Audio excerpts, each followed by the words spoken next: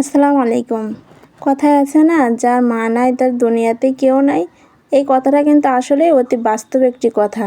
কারণ আমার মা নাই, এজন্য আমি জানি যে মা ছাড়া একটা সন্তানের বেড়ে ওঠা কতটা কষ্টকর। আমার আগে একটা বোন আছে, আর যখন আমরা আমার মায়ের গর্ভে আসি তখন আমরা আবারও যমজ 2 বোন ছিলাম। তো যখন আলটা করে জানা গেল যে আমরা যমজ 2 বোন হব, তখন আমার বাবা খুব অসন্তুষ্ট ছিল, কারণ আমার বাবার ইচ্ছা ছিল একটা ছেলে হবে। তো এইভাবে আমার বাবা আমার মায়ের অতটা খেয়াল রাখতো না, সবসময় অবহেলা করতো, বলতো হবে তো মেয়ে। তো এইভাবে যখন আমার মার ডেলিভারির সময় আসলো, তখন উচিত ছিল আমাদের সিজার করে বের করা, কিন্তু আমার বাবা বলল যে না, মেয়ে হবে তার অত কি, ওই নর্মালেই হবে, সমস্যা নেই।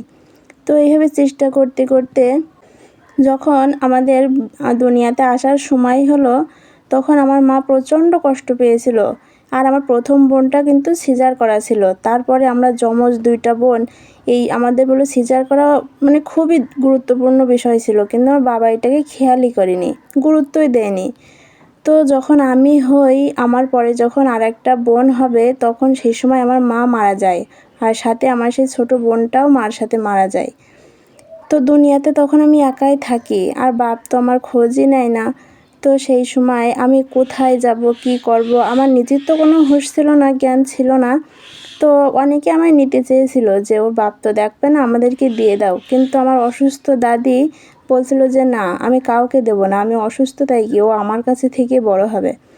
তো এইভাবে আমি আমার অসুস্থ দাদির কাছেই থাকতে লাগলাম। যখন বাবার কাছে দুধ কেনার টাকা চাইতো আমার দাদি, তখন আমার বাবা দিত না। 1 কৌটা দুধ কিনে দে বলতো, এটা 2 মাস চালাতে। তো আমার দাদি মানুষের কাছে হাত পেতে পেতে আমার জন্য দুধের ব্যবস্থা করত। তো এইভাবে এত কষ্ট অবহেলার মধ্য দিয়ে আমার জীবন চলতে থাকে। আর 1 মাস যেতে না যেতে আমার বাবা দ্বিতীয় আরেকটি বিবাহ করে। তো আমার সেই সৎ মা এসে আমাকে নিতে চায়নি, বলছে আমি অতটুকু বাচ্চা নিয়ে কী করব। আর এইভাবেই চলছে আমার অবহেলিত জীবন। তবে এটা আমার জীবনের গল্প যদিও না, তবে আমার জীবনটাও অনেকটা এরকম। আর এটা হচ্ছে আমার আপন চাচাতো বোনের গল্প। আর আমারও মা নাই, ছোট থেকে আমিও মা ছাড়া বড় হয়েছি, কিন্তু আমার মা বেঁচে আছে কিন্তু দুনিয়াতে নাই।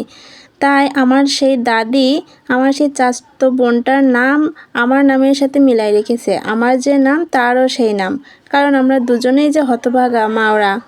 তো এই ছিল আজকে আমার বাস্তব জীবনের গল্প। ভিডিওটি ভালো লাগলে একটি লাইক এবং সাবস্ক্রাইব করে পাশে থাকুন।